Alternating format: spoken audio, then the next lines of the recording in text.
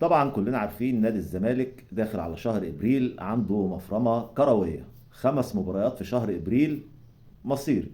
يعني 3 مباريات في الدوري ومباراتين في الكونفدراليه. 3 مباريات يحددوا شكل الزمالك في الدوري هيكون عامل ازاي، وكمان ماتشين افريقيا لا بديل عن الفوز. خليك معايا وهقول لك على ارقام مهمه جدا لنادي الزمالك والمواجهات المباشره بين الانديه اللي هيلتقيها في شهر ابريل.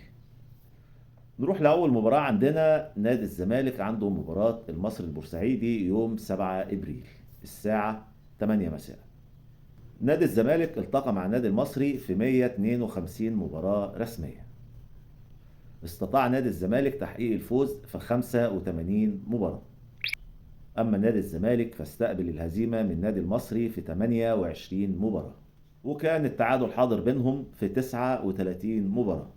نادي الزمالك التقى مع النادي المصري في كل البطولات، حتى في البطولة الكونفدرالية. نادي الزمالك في الكونفدرالية بيحقق الفوز على المصري في مباراتين وبيتعادل معاه في مباراتين.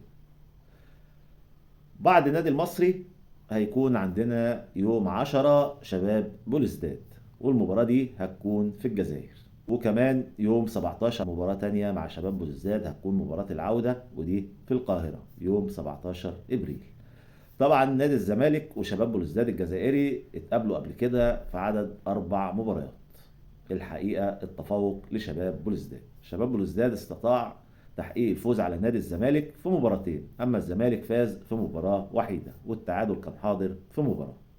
ونروح بعد كده لمباراة نادي بيراميدز، المباراة اللي هتكون 23 إبريل الساعة 8 مساء.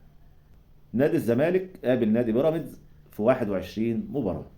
نادي الزمالك استطاع تحقيق الفوز في 11 مباراة، أما نادي بيراميدز بيفوز على نادي الزمالك في 3 مباريات فقط، والتعادل كان في 7 لقاءات. ده بالنسبة لمباراة نادي بيراميدز. نخش بقى على المباراة الأخيرة في شهر إبريل، وهي مباراة من أصعب المباريات، مباراة نادي إنبي. نادي الزمالك هيقابل نادي إنبي يوم 27 إبريل، والمباراة هتكون الساعة 5 عصرا. نادي الزمالك ونادي انبي اتقابلوا قبل كده في 46 مباراة. نادي الزمالك بيحقق الفوز على نادي انبي في 22 مباراة، اما نادي انبي استطاع هزيمة الزمالك في 10 مباريات، وكان التعادل حاضر في 14 مباراة. هي دي اهم الارقام عن نادي الزمالك والفرق اللي هتواجهه في شهر ابريل. توقعاتك بقى، انهي اصعب مباراة لنادي الزمالك؟ هل هي مباراة المصري، ولا مباراة بيراميدز، ولا مباراة انبي؟ طبعا بتكلم على الدوري.